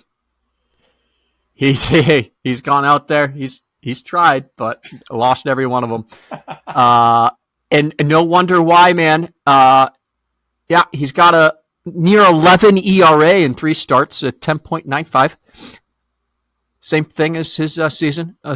Over 2 WHIP at a 2.11. 15 earned in 12 1/3. 6 strikeouts. Something that is going to tickle you these last 2. 13 hits in 12 1/3. And 4 yabos. So 4 of his 5 home runs on the year have come in the last 3 starts. Hey, the man's trying. Okay, give him trying really hard. I will, but Jesus, Pat, Light, frickin' Christ Almighty, man, this guy is second coming. I wish I had a gun sound. Straight bullets for Pat. This guy's going to strike out Rafi Devers, and that's going to be his claim to fame for his career because this guy ain't lasting more than the 2024 season with this shit. Anyways, Game 4, like I said, this is more than likely the game that they're going to give Cutter an extended day rest. They're anticipating that more than likely with the Chicago White Sox, they can afford to kind of go with a impromptu bullpen day, a little staff day, or have an opener go, They're going to go into the impromptu bullpen days.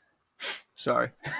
No, it was just I got to blow my nose. You were sniffling at the most, opportune times, Like dramatic pause sniffles? Dramatic pause sniffles. He's going to shit pump this stuff right down the pipe. Sorry. But, so we don't have any numbers on TBD since we don't know who's starting yet for us on Sunday on the getaway day game. What do you think, but, if you had to, take a guess in this, do you think anybody, think we call up somebody like a taxi? It won't be a taxi squad type guy, but think it's a bullpen day where Barandino opens and Keller Chase Anderson type thing. Maybe Keller makes it. I wouldn't hate if they give the. God. My What's your dog dog do? just farted so loud. Oh my God, he's got a shit too. No, she does. My God, I ain't no girls farted. Everybody's got the bowel movements. But yeah, I wouldn't hate to see Chris Anderson. Chris Anderson, who the fuck? Get a little start ski. Chase Anderson, excuse me, sorry. How's this? Did we get a new pitcher on this team? Praying Chris for it. Anderson came up from But AAA Chase- today. Throws 99. Yeah. Just a little sink on that battle area, throws a sweep. But yeah, Chase Anderson, I wouldn't hate to see him start, get a little opener role here. I actually hope he does, and he does well because it's the White Sox, and we can sit there and be like, Chris Anderson absolutely went off today. Dude, did you see Chris Anderson had 8 strikeouts in 4 2/3 innings against the Chicago White Sox? He didn't give up a run. Only They just took him out because of his pitch 62 count. pitches.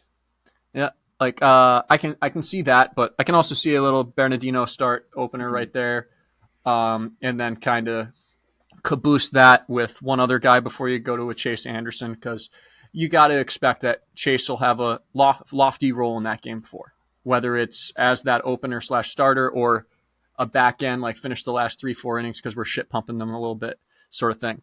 Chris Flexen on the year in 24, he has a 2-5 record with a 5.19 ERA, a 1.34 WHIP, and 59 innings pitched, 46 strikeouts. The last 3 outings, he's 0-1 with a 4.3 ERA, a 1.3 WHIP, 14 2/3 innings pitched, 7 earned, 12 hits, 7 walks, 12 Ks, and a dingo. Last start went 4 2/3, 4 earned, 2 walks, and 5 hits versus Baltimore, to put it in perspective. Going into this series, we have some very hot Red Sox hitters in the last week, dating from May 3rd to June 6th. Don't have to shout anybody out other than myself for pulling this information. Shout out to Tirade. Emmanuel Valdez going into game 1 tonight. So like what they did tonight obviously is not in these stats. Okay. Valdez has been over the last week batting .400, 2 homers, 5 RBIs, and 4 runs. Damo Smith, everybody's favorite uncle, you know, your Funcle, batting .353, 1 homer, 4 RBIs, and You're 5 welcome. runs. Yeah, you're what? Thank you, Mac. Thank you very much. Jamie Westbrook, the barrel man himself, is batting .333 going into tonight. That's a good batting Rafi average. Devers, oh yeah, very clean. And it's not like that 1 for 3 shit. He had like 6 plate appearances, so he's 2 for 6 or something like that. All right. Rafi Devers, .318. Nope, he had a hit and the rest were walks. Plate appearances, not a bad. Sorry. I was like 1 for questioning 3 that. with like 3 walks or something like that. Yeah. Ref Snyder, .316 over the last week. RBI and a run. Hamilton, .313 in the last week. 1 So RBI, you're 2 telling runs. me 2/3 of a potential lineup is hitting over 300 in the last week. Correct. Now, which individuals did I leave out there? Jaron Duran, Connor Wong, Reese McGuire, Tyler O'Neill, Garrett because he Cooper. just came back. Granted, Tyler he's in O'Neill, town. because he just came back. He was 1 for 4, 250 or something like that going into the game today. So, Yeah, Jaron Duran, he ain't going to be batting .250 in the last week. Jaron Duran batted .250 the last week. It's not like that he's cold, you know? Like, he just is seeing it averagely the last week. Have a good feeling that the series he's going to get freaking right, and then some, okay? Hot Red Sox bullpen guys the last week have been Brennan Bernardino. He threw 2 innings pitched with 0 earned, 2 Ks. Kenley threw a game in the last week, 0 earned, 1 K. Kelly threw a game, 1 inning, 2 Ks, no earned. And Slayton threw in 2 games, inning and 2/3, 0 earned, 2 Ks. I feel like you can't say some hot guys out of the bullpen and have 1 inning pitched with 0 Just earned. last time out Okay. in the last week, they've been shoving it because there's plenty of guys like Cam And Boozer, that 1 Chase inning, Anderson just that we shoving it. can't. Yep. Like he did his job. Like there was no earned, not really much, what do you call it? Traffic on the base paths. Like those are the guys that were like, all right, I'm sticking out, especially Kelly. Like that is Kelly and Slayton. Well, especially That's now pretty too sick. with Martin going down, you're probably going to see Yeah. Slayton move up into that like 8th inning role. Would be my guess. I would Or is love that that with Kelly? Slayton. And I love Zach too, man. Like the way he pitched in that extra inning game at Fenway, he gutted and willed that team like hardcore. He tried to win that game himself, but he knows he can't hit. He shoved it out of that bullpen, especially when you're getting an inherited runner over there at second base to start the inning. Like, dude, that's such a fucking hard task to accomplish there without giving up an Ernie, and he did it freaking 2 times before they gave up that unearned run. But, man, dude, I trust him in that 80-inning role all day, especially the way he looked in that extra inning game. He looked like a freaking machine. But it's more than likely will be Slayton based on, the sample size, the numbers. We just called up Kelly. We can trust him, I think, but I don't think we're going to trust him with that high of a leverage role being the setup man. Fair enough. What do you got for your prediction then?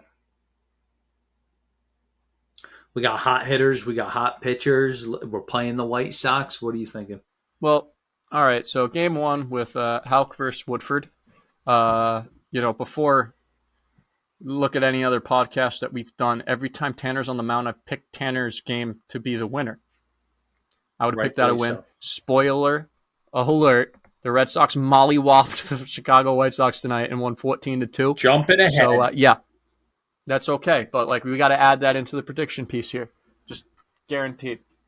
But Houck would have been my pick without a doubt in my mind because I've done it every fucking time this year. And Woodford blows. Like last time out against the Toronto Blue Jays, you couldn't get a dub, and you had a 6.23 ERA. That's probably that's 3 runs in 4 innings. Like, come on, dude, are you shitting me? So 1-0 there. Garrett Crochet versus Cooper Criswell.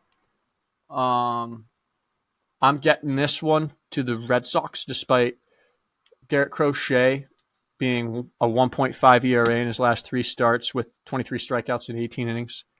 The reason why I am picking Cooper Criswell outside of the Chicago White Sox, more than likely now, because the last podcast a couple days ago, they were at a negative 1.9 wins above replacement, or 2 podcasts ago. That was a week ago. So it's got to be below a negative 2 wins above replacement for that entire offense. I'm going to trust our $1 million baby yet again to get the job done and our offense to put up 4 or 5, hopefully more runs in the course of that game. But the reason why I'm picking this is because Garrett Crochet just won his highest pitch count on the year with 103 pitches. They usually keep him in that 80 to 90, 95 range. He's gone over 95 pitches 2 times this year in 13 starts. Okay? And over 90-plus pitches, only 5 of the last 13.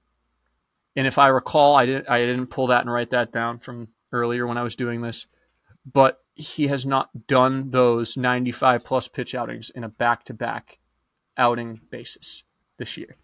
So I really think that they're going to tighten that leash on the pitch count. And instead of being a 90, 95 pitch count guy, they're going to keep him more in that 80 to 90 range. If this was the Red Sox from multiple years ago, I would see them wanting to lengthen him out 2 starts in a row to get a win against the big, bad, high-spending Boston Red Sox. But that's not the case. We're the mid-ass 500 ball club. I mean, I'm looking at his things right here, and at the beginning of the season from his first start, he weirdly in his second start went 93 pitches on April 2nd, but he went 93, 77, 92, 75, 87, 77. But this is where it flips once it gets to May. It's 88, 97, 89, 85, 91, 103. So I don't know what we're going to get out of him. I do not think he's going to exceed the 93 pitch count number. Okay. I wish you could place wagers on pitch count. I think underdog. I feel like I'd be allow pretty you damn good at that. I'm pretty freaking good at that shit, I think. I don't think he's going to throw more than 93. Really don't. And that would take him. You got to look back at those numbers again, but when he's throwing 80, 87 pitches in those outings, he's still going 5-6 deep. So this dude's efficiently getting outs and getting the job done there on these low pitch counts that the White Sox are keeping him at. And against this Red Sox lineup and with his K rate, regardless if he's a bullpen guy from years past or a starter like he is now, that shit's high as hell. So I'm concerned about that with the swing and miss rate that the Red Sox have. I'm hoping that the lineup can continue on with the hot week that they've had. Jumping ahead again, but Jarren Duran got hot today in game 1, so that's already in the right trend. Just fucking jumping ahead. A couple other guys got hot again today, too, that were a little cold. So, I have a good, strong feeling that we'll carry it into game 2. I'm giving this a win against Garrett Crochet, a guy that, you might pick to beat the Red Sox any moment now. Game 3, Brian Bayo, dude. He's going up against the reincarnated Pat Light. I'm not breaking this down any further. It's going to be a high-scoring game, but Brian Bayo is going to get the win and get his 7th on the year already. Hopefully lower his ERA to a sub-4. Game 4, TBD versus Chris Flexen. I don't give a fuck that we don't know who our starting pitcher is. You know where I'm going. We're sweeping the Chicago White Sox this week. All right? On Sunday, we're going to be happy motherfuckers, and we're going to be raging left and right because the Red Sox took 4 nice and easy peasy lemon squeezy from those minor league Chicago White Sox. No doubt in my mind. No doubt in my mind. The Red Sox are hot at the plate. This is a get-right 4-day set for not only the bullpen, but for a couple of our starters here, just to get right back on the horse and start a nice little hot streak going into the rest of the month of June. Could this be the start of a really nice month that we've talked about on other pods here, where the Red Sox just need to get hot for 1 month, go 500, like they've been doing so far for the rest of the timeout, and they're a wild card squad. What up with it? Okay. Unfortunately, it's probably Does this start that hot streak? I don't think it is because, again, I got them predicted at 13-13. 13-13 for the month, Trotta. However, great prediction, and genuinely, I got to tell you, as I'm sitting here telling you earlier in the pod that I am not picking sweeps unless I feel it in my testicles. And I was like, my heart was telling me sweep on this. And I was ready to do it, and I was going to sit there and play it out and then blow that positivity horn and just go fucking bananas into the microphone. But then I realized, no, I'm not going to do that. I'm going to limit my expectations. So if a sweep does happen, great. Sox are going to win 3 out of 4 here. I'm going to limit them just a little bit. This is what I had predicted when we did the month ahead looking. But to your point, Houck's on the mound.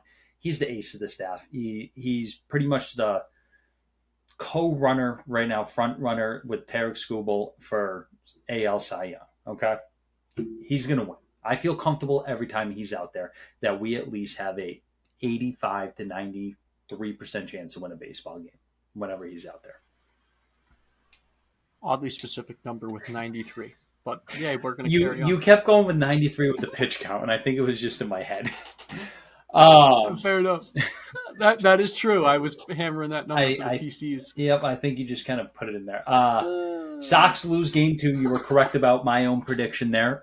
Your prediction was correct about my prediction. Sox lose game 2. Garrett Crochet just scares me a little bit with this lineup.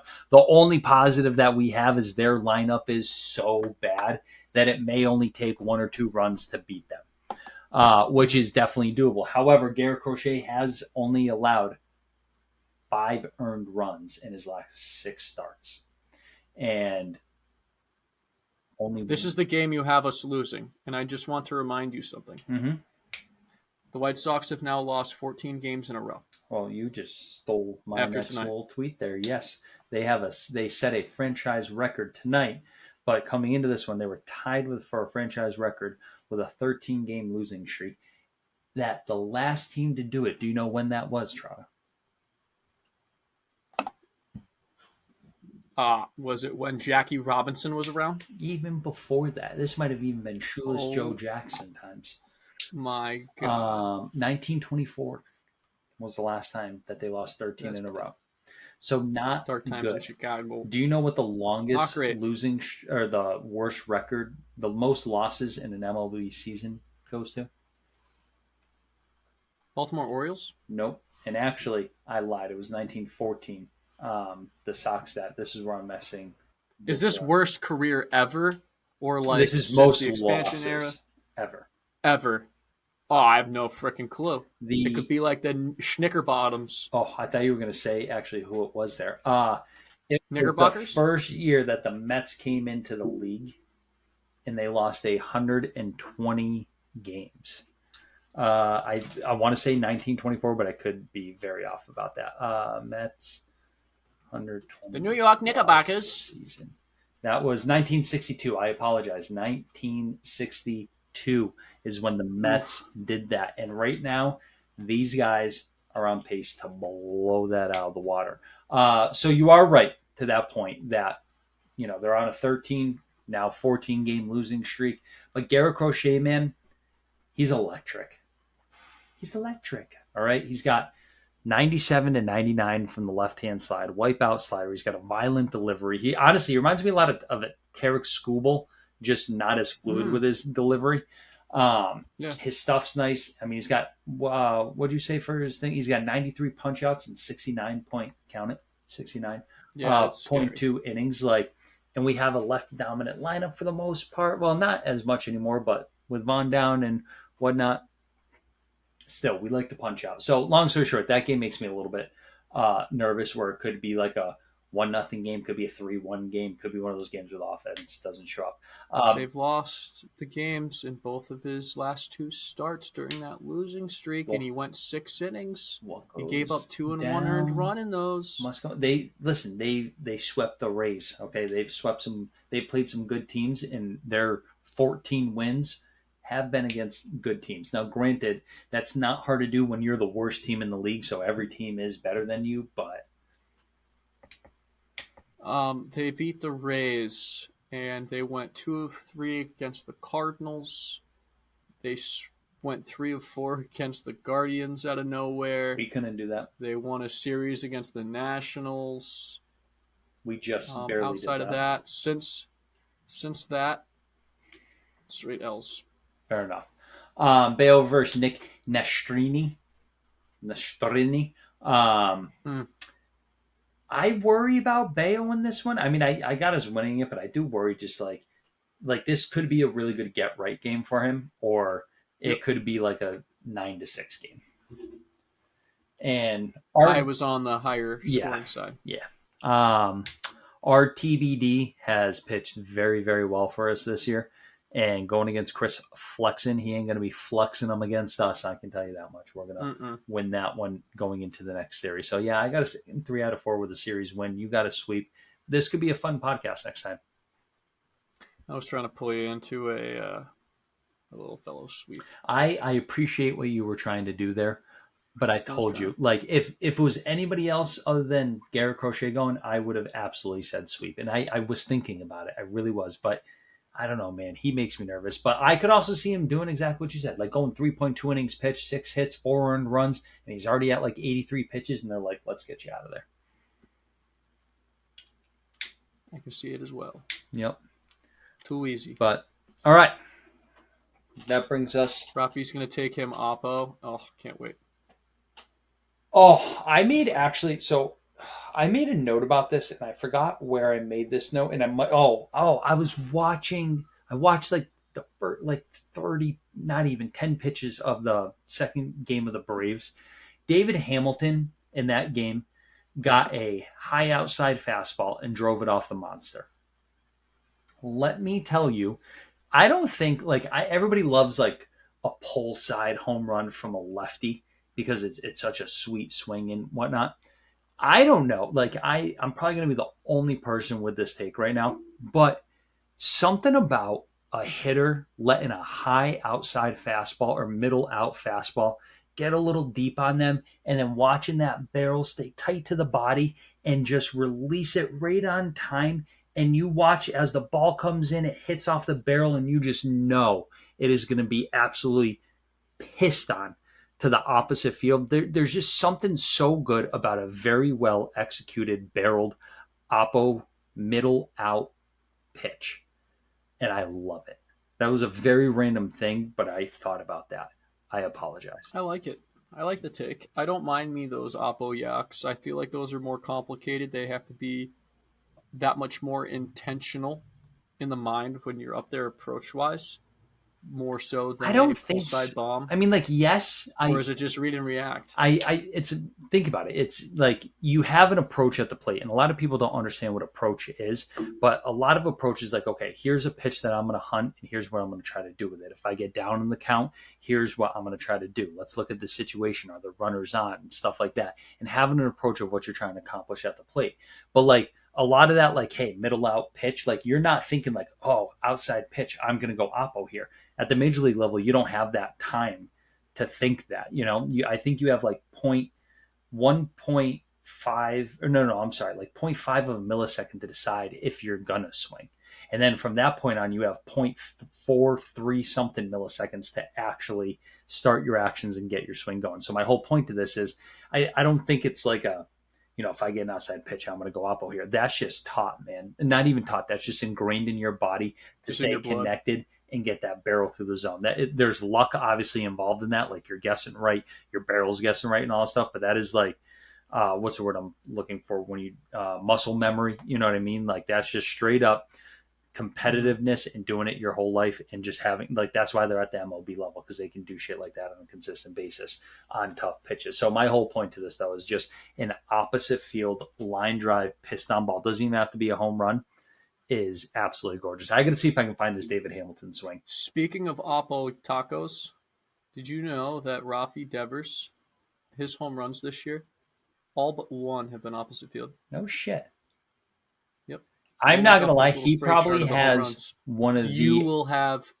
He probably has one of the ugliest oppo field swings because I think half of his are pop ups whenever he hits them, and I'm like, oh, that's all right. Like, damn it, good try, you just missed, and then next They're you know rainmakers, it's man. 40 fucking feet over the wall. They're rainmakers every time when he goes oppo. Oh, they're majestic. You got to look up his like hitting home run spray chart. Oh, it is nuts. That's so sweet. I got both dogs sleeping on the couch behind me. That's very nice to see. My last closing thought here, actually, yes, two last closing thoughts. One's quick, a little down in the farm. I was going to do this when I talked about Mac's announcement and just like how I'm looking forward to the future of the Red Sox, the foundation. But down in the dog pen of the Portland Sea Dogs, all right, we have Matthew Lugo batting 318, 13 homers, 39 RBIs, 10 stolen bases. Meyer, 303 average, 6 homers, 29 RBIs, 11 stolen bases. Kyle Teal, 295 with 6 homers, 36 RBIs, 3 stolen bases. And this man, I think it was either back to back nights or within like a couple nights of each other. He hits a grand slam to tie the game in the bottom of the ninth in one game. Then in a game later or 2 games later, hits a grand slam in the ninth inning to win it for them. Unbelievable. I wouldn't be shocked if he's on that September call-up list or, easily in spring training next year. That man knows how to win. He comes from a winning collegiate program. He's been at the bright stages in Omaha. Mm-hmm. Guy's molded well. Roman Anthony, 250 average, 4 homers, 14 RBIs, 5 stolen bases, and Christian Campbell, all right, just a guy that, I feel like a lot of people have forgotten about. I did, including myself, and then I kind of looked at his stats a little bit, and 306 average, 8 homers, 25 RBIs, 4 stolen bases on the younger side of things. Like, he's intriguing to me. He's intriguing. This team's kind of a wagon, Jesus Christ. It really fucking is. And they just pulled Nick York up to AAA, who has continued his hot hitting and has gone 4 for his last 9. Hasn't skipped a beat. He's been real good. Last person I want to note is one of our pitching. I shouldn't even say pitching prospects. He's down in AA, but his name's Zach Penrod. He's 26 years old pitcher. He's from Indie Ball. We signed him out of Indie Ball, but he's 4-0 with a 2.91 ERA, 41 innings pitched, and 61 Ks. He brings the heat. What are you crying about over there? My dog's just making noises like crazy. He brings the heat. I know he's old for AA. I think they want him to get his footing, but like he's kind of like intriguing to me, like being a, maybe a late season call up. You never know. Maybe he's pitching next year for the Red Sox. Something about him. I like a guy that comes from Indie Ball that ends up tearing it up. That booze hound grit. That booze hound, that Bernardino grit right there. And lastly, my last closing thought here, I forgot to tell you one story of the Red Sox game at Atlanta. So again, Let's hear it. You can send food to your seats, right? You go and you do all this jazz. They have like steak and cheese. They had lobster rolls. They had quesadillas. They had fries. They had sausages. They had pizza. They had Fenway Franks. They had a mix of a little bit of everything, right? So it's like the seventh, eighth inning at this point, and this woman, we keep seeing her go by. She walks over. She goes, "Are you guys Angelo? Did you order this?" And I go, "No, we're not. Unfortunately." I go, "I wish we were. We're starving over here." And she goes, "I've been looking for this guy for 20 minutes. Here, you take it." And we're like, really? She's like, "Yep, just take it." And what they give you too is like three, like what looks like I don't want to say like kids meals from like McDonald's, because they're like in like a lunch cardboard like little pop out box type thing. But in there is two Fenway Franks. One of them's got a steak and cheese. Each of them got fries in there. We got a little bit of Duhas in there. We got some ketchup, some mustard, some relish. I did try relish on my dog. Didn't mind it. Want to throw that out there. Yep. Didn't mind it. Good. Got about Good like man. what seemed like $100 worth of food in these three containers for free. In the eighth inning, we had already pounded a few beverages and we were kind of like low key hungry. And this woman just hands us a steak and cheese, two Fenway Franks, and fucking fries. It just made the rest of the night. That's orgasmic. It was. So, long story short, you really missed out. Yeah, I really did. $48 all you can eat. And I assume you get fountain drinks and water for free there with that. And then just you're paying for booze at a discounted Fenway rate. Because you said the hard drinks were $15. That's really good. I would have taken such advantage of that, and that's the place that I would have done the 9 for 9 challenge. 9 times 9 challenge right there. Because you're getting all those dogs for free. And you're probably paying $8 to $10 per hot dog. I mean, per beer. If the mixed drinks are 15, dude. So that was my closing thoughts. A little down on the farm, little double A action, little dogs in the pen. You know what I mean? Seeing what they're up to. Telling a little story about some free food. What do you got for me? Anything? So when I was violently taking a number 2 on the toilet. I'm so sorry, dude. This is fucking vicious. Dude, it was bad. It was bad. Like, we had to stop this podcast for me to go take care of business. Thank God nothing was soiled. Anyways, JP Long, second time we're mentioning this man on today's pod at Sox Notes on Twitter. While I was violently doing that, he posted tonight at 10:35 p.m. Tanner Houck, 2024. And Zach Greinke, 2009. I believe that was his LA Dodgers year. Remember how dominant that was. I'm pretty sure he was still pitchers... with KC then. Anyways, Continue. Sorry. Tanner Houck, 2024, and Zach Greinke, 2009, are the only pitchers in the last 100 years to record all of the following in their first 13 starts of a season. Sub-2 ERA, 2 home runs or fewer allowed, K-to-walk ratio at least 5-1. Greinke won the Cy Young for the AL in 2009. I do remember that year. My dad said that I was a bad man. So you know what? If he's going to follow in those footsteps, I'm here for it. And on that note, you got to be feeling fantastic about what's in your little FanDuel open column right there. I'm going to try not to think about it just because, like, you know what I mean? Like, we're just going to let the season ride out. Whatever happens. We're just going to have fun. What is your cash out right now, Mac? Can you check that real quick? Just for our listeners. We've been keeping them updated every, 3 starts here. I've been looking at the cash out. Because it was losing money. I understand why they make you, log in every time, but it doesn't allow me to cash out. That's ridiculous. It's probably because they know I'm going to fucking win. They know it's plus money now, so they're not going to do it. Either that or they're updating the lines for the award winners right now. You say that every time, but I check during the day and stuff like that. It doesn't let me cash out. What was your original line? Plus 6,000? Oh my God. It was plus 6,100 and he's at plus 85. Plus 850. Plus 850 right now. Corbin Burns at plus 440 and Tarek Skubal at plus 180. Ladies and gentlemen, Mac jumped on it real early like the smart guy he is. This is the value pick still at plus 850 for the AL Cy Young. Hop on before it is in Tarek Skubal Honestly, territory at plus 180. my value pick right now, for if anybody's actually listening and a gambler, and this goes a little bit farther down the list, I'm not saying go put 100 on it or anything like that, but Seth Lugo at plus 1,400, I think needs a little consideration there. Yeah. Cole Reagans, too, in Kansas City. Both of them have been a very legit, underrated 1-2 punch going into the year. A wild one, man. A wild one would be Luis Gil from the Yankees. I with just how don't well he's been doing the last know. couple of times, but it's not going to I sustain. say because of his injury history and stuff like that. Like I don't know Yeah. how much they're going to let him actually. Could say that about Tanner with the pitch count stuff already creeping to be his max in his career, but That is true, we're but going to ignore that being Red Sox fans. yeah, exactly. We're going to act like. And Terry Skubal hasn't been consistent for a full season in how many years? You know. Corbin Burns, though, that's a healthy stallion that does relatively well out there. Plays on a healthy Start stallion basis. with a team full of stallions. Yep. So that'll be a tough one to beat, but That I got will faith be. in Tanner. But yeah, that's all I got for you, Bo. love it. I'm ready for bed ski. I am. I'm ready to go to the bathroom again, but also for bedtime.